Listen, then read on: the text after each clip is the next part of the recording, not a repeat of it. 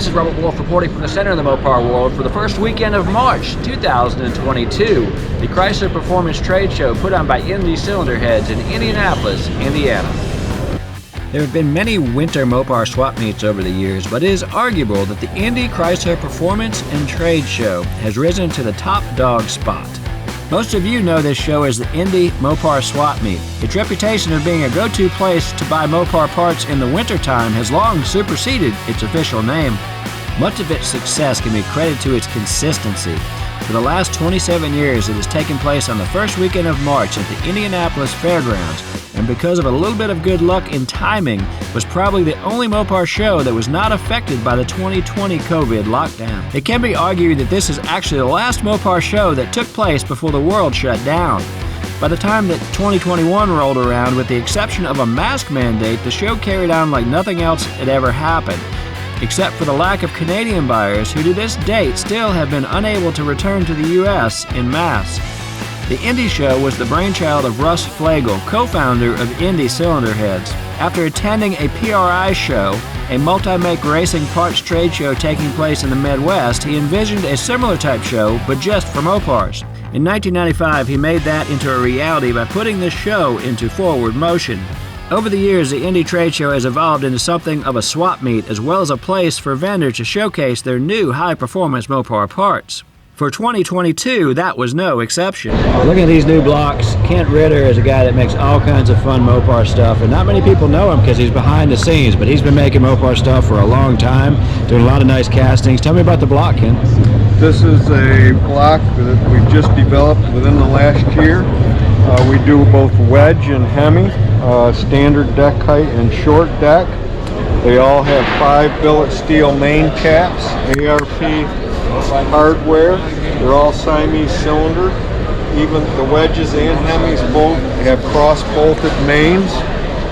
The rear main cap, we've incorporated the rear main seal into the cap, so it's captured with 4 bolts. It's the only one that isn't cross-bolted. Very robust, rugged block.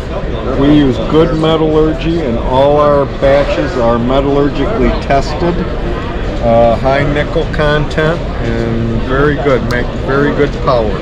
So how do you feel about the low block stuff? Are a lot of people doing strokers out of that? Is that a great combination? That's a really popular thing, and it's really good to get rotating and reciprocating weight with a shorter connecting rod. Well, I find that the old blocks are just hard to find good ones. They are. You know, on the short block stuff, for sure. Correct. So. And part of the reason that the short deck stuff got so popular is with the advancements in cylinder head and camshaft technology and airflow in general, you used to need a lot of rod ratio to make an engine work good, but that has kind of been displaced by some of the more recent technological advances, and everybody really likes the low deck. Gets weight out of the car and weight out of the, more importantly, weight out of the rotating and reciprocating assembly. So it works really good. So where can people find you? My email is kent@ritter-racing.biz, and my cell number is 585-610-9979. I travel a lot, but unfortunately I've got that cell phone with me all the time. No website? No website. Oh, old school.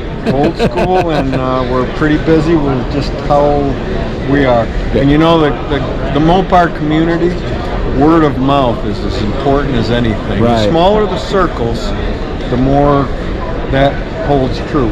Well, that's the reason we come to a show like this, is to meet guys like you, so everybody's got the inside track of where to get the good stuff. Yep.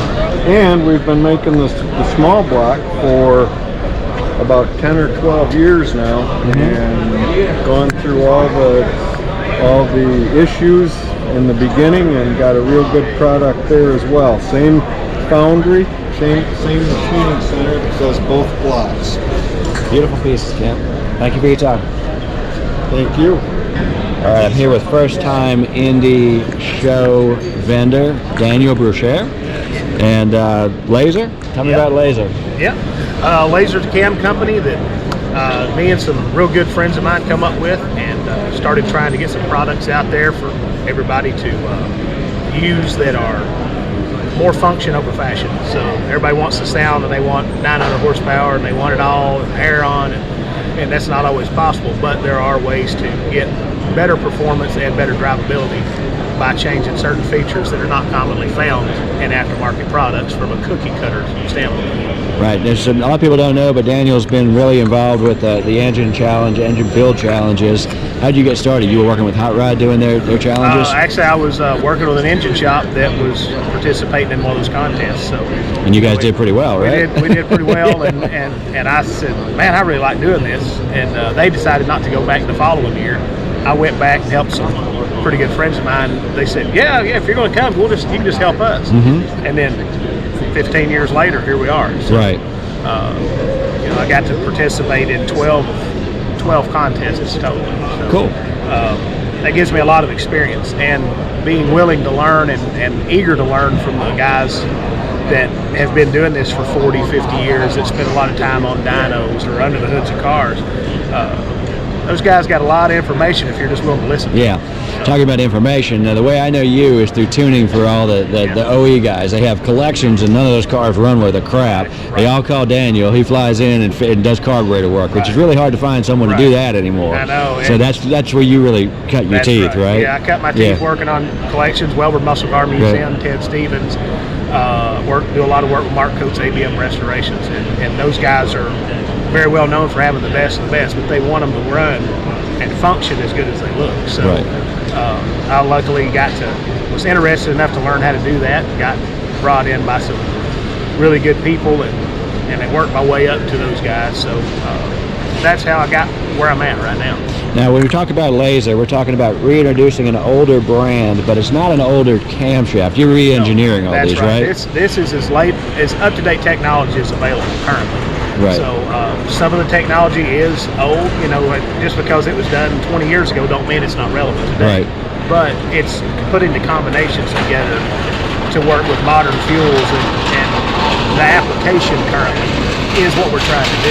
So you're talking about doing a line that's specifically made for 340 and 440 guys, like that's a street performance, kind of like we were used to in the past, but with all the modern advantages, correct?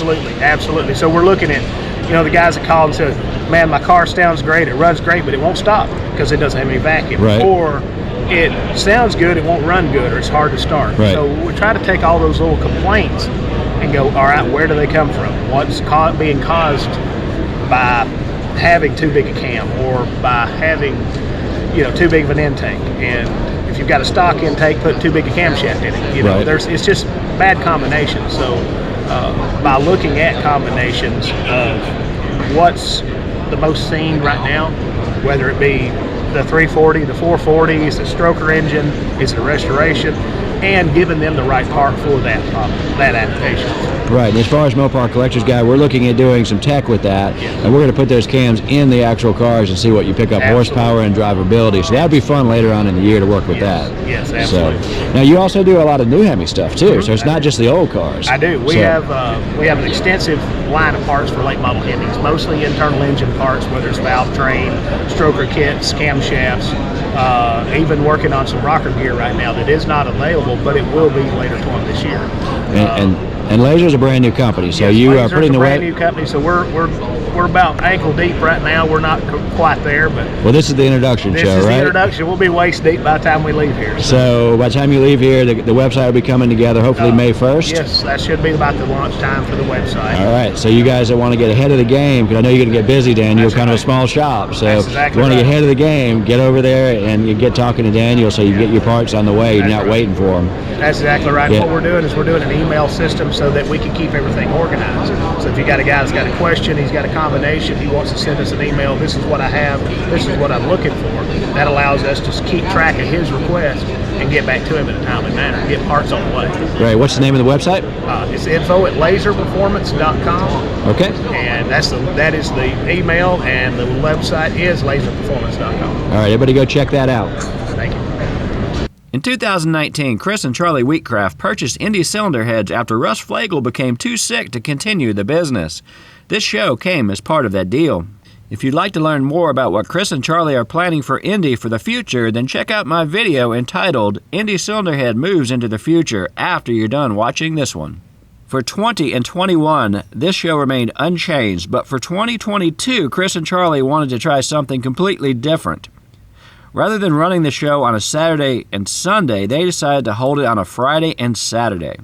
The reasoning behind this was that anyone who has ever attended the show knows that Sundays were a ghost town. Buyers would come in as early as Friday on setup day, and by Saturday afternoon, for the most part, this show was all but over. A number of vendors would even pull out Saturday evening, so anyone paying to get in Sunday, well, let's just say it was a little bit underwhelming. I'm very happy to say this experiment was a great improvement, and I'm very interested in seeing if any other shows that have a problem with low attendance on Sundays make a similar move in the future.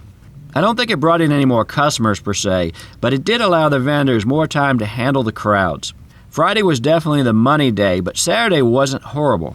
For those only able to make it on one day, Saturday, they still had a quality show to see with all of the vendors present. Well, that's a wrap for my 2022 Indy Mopar Swap Meet coverage. If you like this video, please hit the like button, and if you want to see more like this one, smash the subscribe to Mopar TV button. It's totally free. This has been Robert Wolf reporting from the center of the Mopar world, and until next month, I'll see you on the pages of MCG.